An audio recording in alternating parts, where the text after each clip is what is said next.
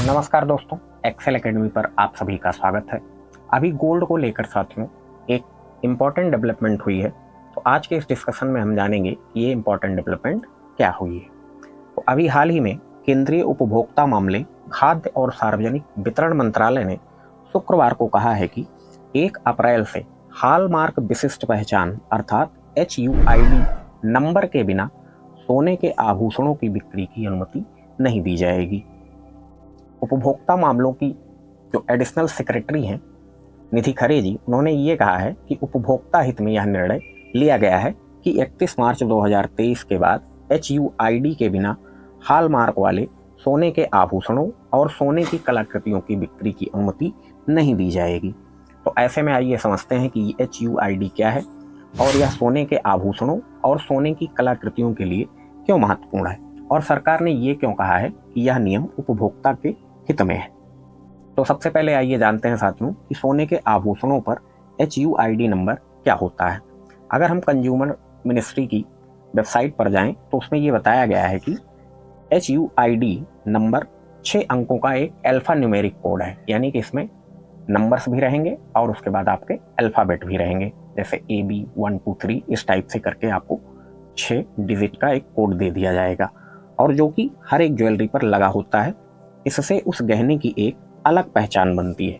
सोने की शुद्धता की गारंटी देने वाली हॉल मार्किंग में कैरेट के साथ यह कोड डाला जाता है। अभी जब से ये नियम लागू हो जाएगा तो सिर्फ 6 ही डिजिट का रहेगा। अभी वर्तमान में मार्केट में 4 डिजिट और 6 डिजिट दोनों के HUID नंबर आपको देखने को मिल जाएंगे, लेकिन नियम लागू हो जाने के बाद सिर्फ 6 डिजिट वाला ही मान्य रहेगा और सब मान्य नहीं होंगे, ठीक है ना। HUID आधारित हॉलमार्किंग में ज्वेलर्स का पंजीकरण बिना किसी मानवीय हस्तक्षेप के स्वचालित है। इसका उद्देश्य क्या है दोस्तों? हॉलमार्क वाले गहनों की शुद्धता सुनिश्चित करना और किसी भी भ्रष्टाचार या कदाचार की जांच करना है। HUID एक सुरक्षित प्रणाली है और इससे डेटा गोपनीयता या सुरक्षा को कोई खतरा नहीं है।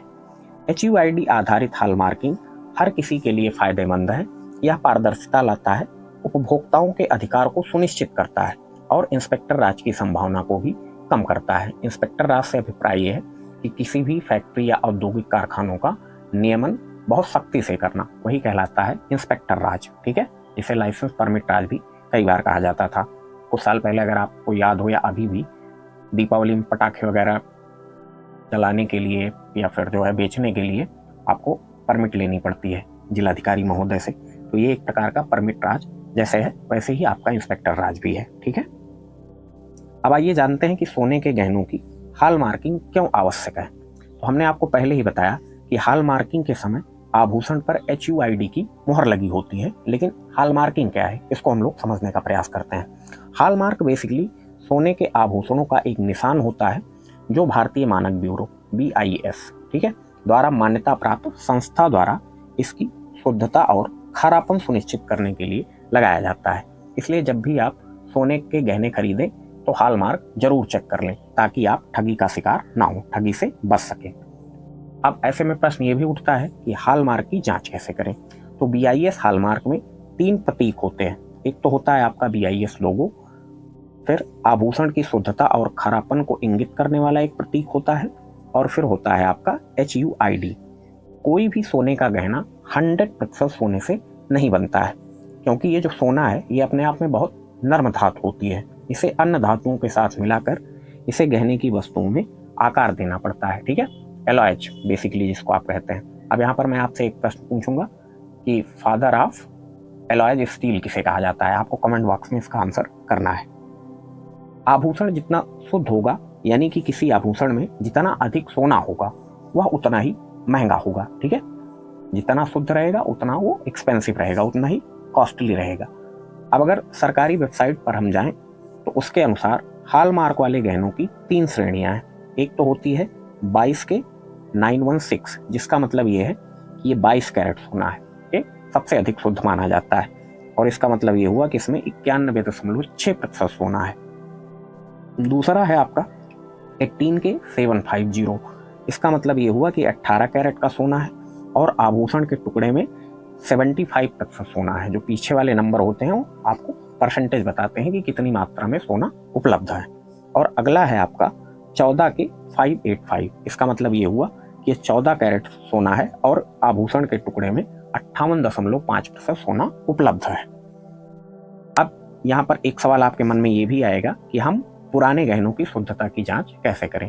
ठीक है, तो आप किसी भी BIS मान्यता प्राप्त परख और हॉल मार्किंग केंद्र पर सोने की आभूषणों की शुद्धता की जांच कर सकते हैं, बशर्ते इसके लिए आपको 200 रुपये का शुल्क देना होगा। हालांकि कोई उपभोक्ता अपने सोने के आभूषणों पर हॉलमार्क प्राप्त करने के लिए assign and hall marking centre में आवेदन नहीं कर सकता है। यह केवल BIS पंजीकृत ज्वेलर्स के माध्यम से ही किया जा सकता है। ठीक है, जो कि मान्यता प्राप्त ज्वेलर्स हैं, उनके जरिए ही आप अपने आभूषणों की जांच करवा सकते हैं। अब ये भी जान लेते हैं कि हॉल मार्किंग के पीछे सरकार क्यों पड़ी है, इसके फायदे क्या हैं। तो सबसे स्पष्ट लाभ ये है दोस्तों कि उपभोक्ता को उस उत्पाद की गुणवत्ता के बारे में पता चल जाता है जिसे वह खरीद रहा है, और उसे एक प्रकार का विश्वास होता है इसके रहने से कि उसे धोखा नहीं मिलेगा, वो ठगी का शिकार नहीं होगा। लेकिन इसके और भी फायदे हमको दिखाई देते हैं। क्योंकि गहनों की गुणवत्ता की गारंटी होती है, इसलिए दोबारा बेचे जाने पर उस आभूषण की अधिक कीमत मिलती है तुलनात्मक रूप से। इसके अलावा बैंक बेहतर शर्तों पर ऋण देने की संभावना रखते हैं यदि गिरवी रखी हुई ज्वेलरी हॉलमार्क की है तो ये इसके फायदे हैं। इसीलिए सरकार ये कह रही है कि उपभोक्ता हित में निर्णय है। ठीक है, तो आज के सेशन में इतना ही। मिलते हैं किसी नेक्स्ट और इंटरेस्टिंग टॉपिक के साथ।